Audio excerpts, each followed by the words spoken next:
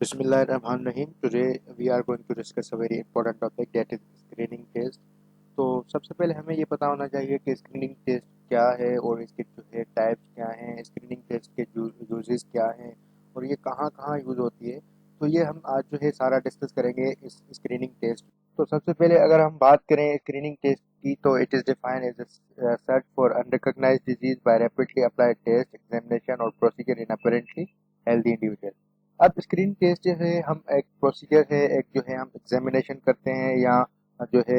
एक प्रोसीजर होता है, उन लोगों पे हम स्क्रीन टेस्ट अप्लाई करते हैं जो अपेरेंटली हेल्दी भी हो और अनरिकॉग्नाइज्ड डिजीज, यानी हमें पता नहीं हो कि आइदर वो पर्सन जो है उनको डिजीज है कि नहीं है, हम स्क्रीन टेस्ट उन पर अप्लाई करते हैं। फॉर एग्जांपल अगर कोई ग्रुप आ गया तो हमें ये पता नहीं है वो बज़ाहिर हेल्दी भी हैं और जो है अपेरेंटली हेल्दी भी हैं और हमें ये पता नहीं है कि उनको डिजीज है कि नहीं है। स्क्रीनिंग टेस्ट करने के बाद हमें पता चलेगा कि फाइंड आउट होगा कि वो आइदर उनको डिजीज है कि नहीं है। उसके बाद अगर हम यूजेस की बात करें कि यूजेस ऑफ स्क्रीनिंग कौन कौन से हैं, तो सबसे पहले आ जाता है हमें केस डिटेक्शन। अब केस डिटेक्शन को कैसे डिफाइन करेंगे कि identification of the unrecognised disease. हमने ऊपर भी बात की कि जो है हम उन पर्सनस पे जो है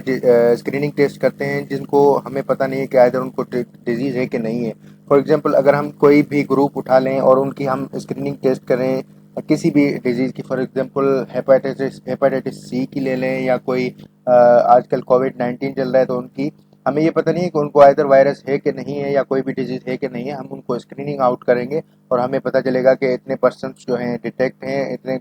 पॉजिटिव हैं और इतने नेगेटिव हैं। तो इससे हमें ये पता चलेगा कि केस डिटेक्शन। दूसरी पॉइंट हम अगर डिस्कस करना चाहें कि दूसरा यूज ऑफ इसका क्या है कि control of disease. Control of disease का ऐसे स्क्रीनिंग के कैसे यूज है कि it is defined as the screening of some people for the benefit for others. अब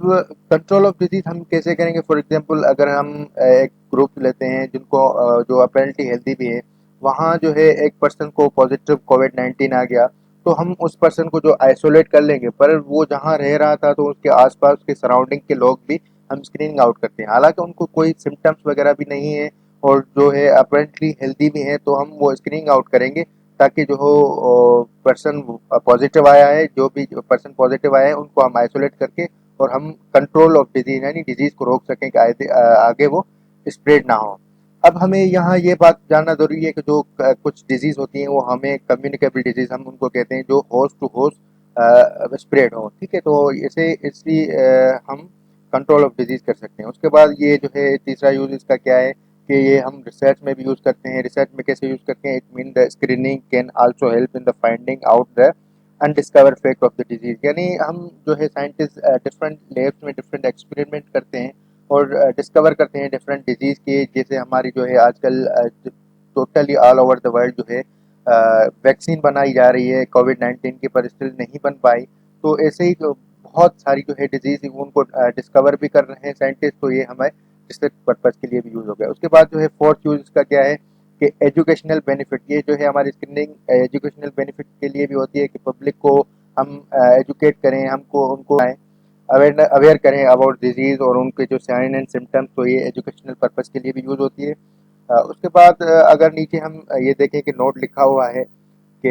it should be remember that the screening test is not a diagnostic test. अब यहाँ जो है मेजर डिफरेंस हमें ये बात ध्यान में रखनी चाहिए कि स्क्रीनिंग टेस्ट जो है वो अलग है और डायग्नोस्टिक टेस्ट जो है वो अलग है। अब इनमें जो है डिफरेंस, मेजर डिफरेंस की हम बात करें तो स्क्रीनिंग टेस्ट में जो है हम अप्लाई करते हैं उन पर्सन पे जो अनरिकॉग्नाइज्ड डिजीज हो और जो है जो अपेरेंटली हेल्दी भी हो और एसिम्टोमेटिक यानी जिनको सिम्टम्स भी ना हो, हम उनके उनके ऊपर जो है स्क्रीन टेस्ट परफॉर्म करेंगे और हमें पता नहीं हो कि आइदर उनको डिजीज है कि नहीं है, हमें टेस्ट करने के बाद पता चलेगा। ठीक है, और जो है स्क्रीनिंग टेस्ट जो उसके बाद डायग्नोस्टिक टेस्ट की बात करें तो डायग्नोस्टिक टेस्ट में जो है हमें साइन एंड सिम्टम्स मिलेंगे और पर्सन जो है अपेरेंटली हेल्दी भी नहीं होगा, तो डायग्नोस्टिक टेस्ट हम उन पे करते हैं ताकि हमें फर्दर जो है पता चले कि उनको क्या डिजीज है और जो है हम एवेल्यूएट कर पाएँ। उसके बाद अगर हम नीचे देखें तो the person is whom the screening test is positive result they are subject to further diagnostic test. ये भी बहुत इंपॉर्टेंट पॉइंट याद करने वाली है कि जो स्क्रीनिंग टेस्ट में कोई पॉजिटिव केस आता है, फॉर एग्जांपल अगर हम किसी ग्रुप ऑफ पीपल पे स्क्रीनिंग टेस्ट परफॉर्म करते हैं और उनको कोई भी डिजीज अगर पॉजिटिव आ गई कि उनको डिजीज है, तो हम फर्दर डायरेक्टली ट्रीटमेंट पे नहीं जाएंगे, पहले हम उसकी जो है फर्दर डायग्नोस्टिक टेस्ट करवाएंगे, डिफरेंट लैब टेस्ट करवाएंगे, डिफरेंट प्रोसीजर पे जाएंगे कंफर्म करने के लिए जो हमें स्क्रीनिंग टेस्ट में पॉजिटिव केस मिले हैं तो आइदर उनको डिजीज है भी कि नहीं है। तो हम टोटली रिलायड स्क्रीनिंग टेस्ट पे नहीं करते और फर्दर टेस्ट करवा के हम कंफर्म करते हैं, उसके बाद जो है हम ट्रीटमेंट की तरफ जाते हैं। उसके बाद अगर हम टाइप्स ऑफ स्क्रीनिंग की बात करें तो there are 3 types of screening. सबसे पहले आ जाता है मास स्क्रीनिंग, उसके बाद जो है सेकंड नंबर पे हाई रिस्क स्क्रीनिंग और थर्ड नंबर पे आ जाता है मल्टीफेजेक स्क्रीनिंग। तो हम इनको इंडिविजुअल डिस्कस करेंगे कि मास स्क्रीनिंग क्या है, जो हाई रिस्क और सेलेक्टिव स्क्रीनिंग भी कहते हैं इसको हाई रिस्क को, तो वो क्या है और मल्टीफेजेक स्क्रीनिंग कहाँ यूज होती है। सबसे पहले हम अगर बात करें कि मास स्क्रीनिंग क्या है तो it is a screening on the large scale, यानी जो है हम मास स्क्रीनिंग एक लार्ज स्केल बड़े पैमाने पे करते हैं और पॉपुलेशन या किसी ग्रुप पे करते हैं, किसी जो है इलाके में करते हैं, एक जो है पर्टिकुलर जहाँ जो हमें रिस्क ऑफ द डिजीज फैलने का जो ज़्यादा हो हम वहाँ मास स्क्रीनिंग करते हैं। फॉर एग्जांपल अगर कोई मैंने यहाँ एग्जांपल ऐड किया है कोविड-19, यानी कोई भी जहाँ रिस्क फैक्टर बहुत ज़्यादा है, जहाँ जो लोग फॉर एग्जांपल कोविड-19 की एग्जांपल लें तो ये फैलता है जो कॉन्टेक्ट से और थ्रो जो है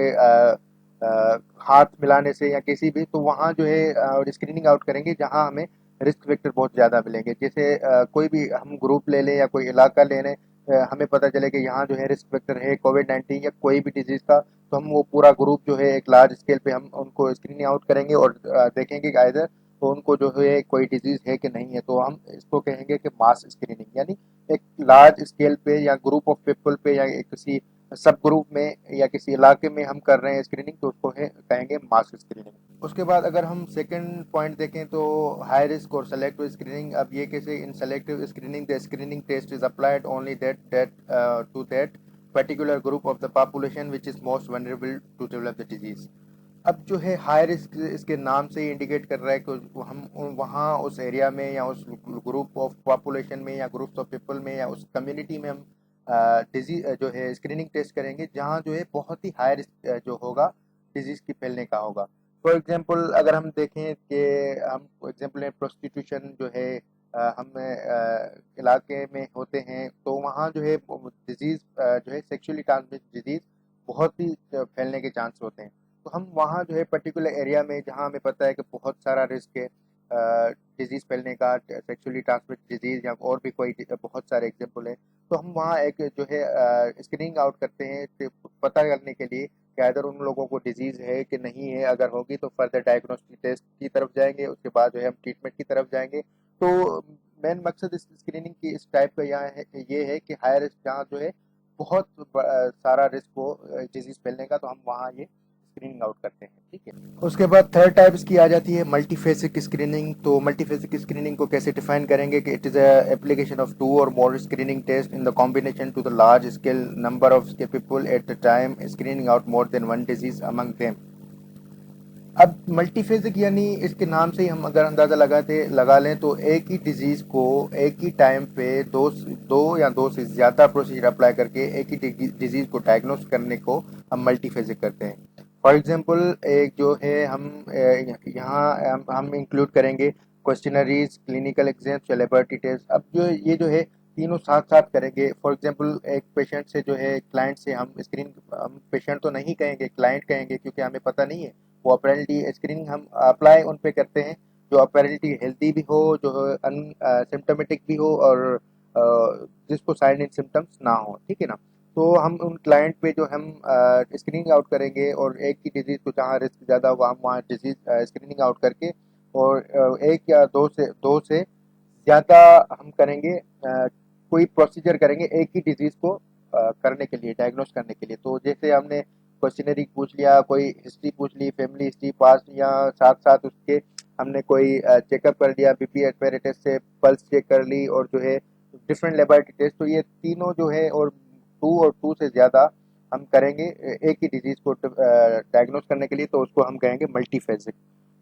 स्क्रीनिंग। उसके बाद अगर हम बात करेंगे evolution of the screening test, तो evolution of the screening test में the criteria for evolution of the screening test totally जो है हमारी डिपेंड होती है रिलायबिलिटी और वैलिडिटी पे। और वैलिडिटी के फर्दर जो सब टाइप्स हैं उसको हम कहते हैं कि सेंसिटिविटी और स्पेसिफिसिटी।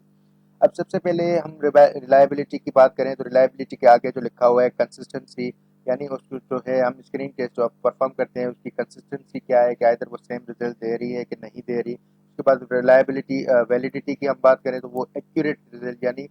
جو ہم نے اسکرین آؤٹ کیا اس کے بعد جو ہے ہم ویلیڈیٹی میں ہم پتہ یہ کنفرم کریں گے کہ ادھر ایکوریسی اس کو ڈیزیز ہے کہ نہیں ہے. اور ویلیڈیٹی کے سب ٹائپس آ جاتے ہیں, سینسٹیوٹی اور اسپیسیفسٹی. اب یہاں ہم بات کریں کہ ریلائبلٹی, تو ریلائبلٹی کو کیسے ڈیفائن کریں گے؟ It is the capacity to give some result negative اور positive, correct or incorrect, or on repeating application with the given level disease of the same individual. اب ریلائبلٹی یعنی جو ہم نے اوپر اس کے آگے بریکٹ میں لکھا تھا کنسسٹنسی, یعنی ایک ہی فار ایگزامپل اگر ہم گروپس آف پیپل پہ ہم اسکریننگ ٹیسٹ کر 100 لوگوں کا گروپ ہے, ان کو ہم اسکریننگ آؤٹ کرتے ہیں تو ان میں سے ہمیں 60% جو ہے کیس ہمیں پازیٹیو ملے اور 40% جو کیس ہمیں نیگیٹو ملے. ٹھیک ہے, اگر ہم دوبارہ بھی سیم پرسن پہ جو ہے سیم اسکریننگ کریں ریلائبلٹی تو ہمیں وہی فور وتھ مائنر ایررز وہ ہمیں سیم ریزلٹ ملے تو ہم اس کو کہیں گے کہ یہ جو ہے اس کی ریلائبلٹی بہت زیادہ ہے. اور جو ہے جو سیم ریزلٹ نہ دے, فار ایگزامپل فرسٹ اٹیمپٹ پہ ہمیں یہ ریزلٹ دے کہ 60 پازیٹیو آئے 40 نیگیٹو آئے, اس کے بعد اگر ہم دوبارہ اٹیمپٹ کریں تو وہ مائنر چینج نہیں, بہت ہی زیادہ چینج. فار ایگزامپل اب وہ چینج ہو گیا کہ 40 پازیٹیو آ گئے 60 نیگیٹو آ گئے, تو یہ بہت میجر ڈفرینس ہے, تو ہم کہیں گے کہ اس کی ریلائبلٹی بہت. اب اگر ہم ویلیڈیٹی کی بات کریں تو ویلیڈیٹی کیا ہے کہ validity is ability of screening test to separate those who have disease from those who don't have. اب یہ جو ویلیڈیٹی میں ہم سیپریٹ کرتے ہیں کہ جن کو ڈیزیز ہے, جو پازیٹیو ڈیزیز والے آئے ہیں جن کو ڈیزیز ہے وہ الگ کریں گے, جن کو ڈیزیز نہیں ہے جو جن کی اسکریننگ ٹیسٹ کے بعد جو ہے نیگیٹو ریزلٹ آیا ہے ان کو ہم الگ کریں گے. اب یہ جو پازیٹیو اور نیگیٹو ڈیزیز والے ہم ان کو دو ٹائپس میں ڈیوائڈ کرتے ہیں. فار ایگزامپل اسپیسیفسٹی ہم نے اوپر اس کے سب ٹائپس دیکھے تھے, اور سینسٹیوٹی. اب اسپیسیفسٹی کیا ہے کہ it is the test which identify all those who don't have disease. اب ہم نے ڈیزیز کی اسکریننگ آؤٹ کی, ہمیں پتہ چلا کہ یہ پرسن جو ہے نیگیٹو ہے یعنی اس کو ڈیزیز نہیں ہے, تو اس کو ہم رکھیں گے اسپیسیفسٹی کے کیٹیگری میں. ٹھیک ہے, اس کے بعد ہم سینسٹیوٹی کی بات کریں تو یہ اس کے اپوزٹ ہوگا کہ it is a test which identify all those who do have the disease, یعنی جن کو ڈیزیز ہوگی ہم ان کو سینسٹیوٹی کی پورشن میں رکھیں گے. ویلیڈیٹی میں ویلیڈیٹی کی یعنی جو ہے فور مین کمپوننٹ ہے, یعنی فوکس ہوتا ہے کہ ایکوریسی. ایکوریسی ٹیسٹ کرنے کے بعد ہمیں پتہ چلے کہ یہ پرسن پازیٹیو ہے یہ نیگیٹو ہے, تو ہم پازیٹیو والے کو سینسٹیوٹی میں رکھیں گے, اس پہ جو ہے نیگیٹو یعنی جس کو ڈیزیز نہیں ہے ان کو اسپیسیفسٹی میں رکھیں گے. ٹھیک ہے, اب یہاں جو ہے نوٹ لکھا ہوا ہے کہ ان validity we get accurate result the best test either the client having disease or not, but in reliability we can see the consistency of the instrument either it gives same result or not. اب یہاں جو ہے ہمیں difference بتایا گیا ہے کہ validity اور ریلائبلٹی میں, کہ ریلائبلٹی میں ہم انسٹرومنٹ کی جو ہے ریلائبلٹی دیکھیں گے, جو ہے ہم اکوپمنٹ یوز کر رہے ہیں ان کی ریلائبلٹی دیکھیں گے کہ آئدر وہ جو ہے سیم ریزلٹ دے رہا ہے کہ نہیں دے رہا. اور ویلیڈیٹی میں ہمیں ایکوریٹ ریزلٹ پتہ چلتے ہیں کہ آئدر جو ہے پرسن کو ڈیزیز ہے کہ نہیں ہے. اور یہ سارا جو ہے آج ہم اس پہ سینسٹیوٹی میں ڈسکس کریں گے.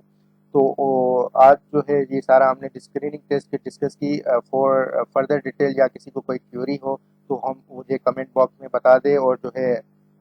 ہم فردر بھی اس پہ ویڈیوز بناتے رہیں گے, اور امید ہے آپ کو سمجھ میں آ گیا ہوگا. تو آج تک کے لیے اتنا ہی, تب تک